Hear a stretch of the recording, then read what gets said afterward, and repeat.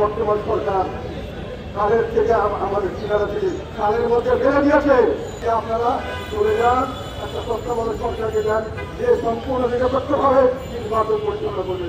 বিচারে আটক করা হচ্ছে, তাদেরকে কোনো জামিনের ব্যাপার হলে জামিন দিলে আরেকটা মামলা দিয়ে আটক করা হচ্ছে।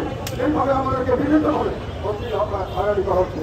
এই জন্য আমি বলতে চাই একটি কথা, সেটা হলো আমরা বলতাম শেখ হাসিনার সময় তাকে একেবারে আমাদের খালের কিনারে সে উনি বেরিয়ে গেছে। আর এখন বলছি বর্তমান সরকার খালের থেকে আমাদের কিনারা থেকে খালের মধ্যে ফেলে দিয়েছে। এখন দেশ নিজের দিকে পড়ছে, যত দিন দেরি হবে তত বড় ধরনের ক্ষতিগ্রস্ত হবে, তত বড় ধরনের ক্ষতিগ্রস্ত হবে। এই জন্য আমাদের আহ্বান বর্তমান সরকার বর্তমানে অন্তর্বর্তীকালীন সরকারকে আমাদের আহ্বান, আপনারা নিরপেক্ষ নন এবং আপনারা কতটুকু সক্ষম এই ব্যাপার ওদের গঠন হয়ে গেছে। আপনাদের কোনো ভালো নির্বাচন দেওয়ার সক্ষমতাও নাই।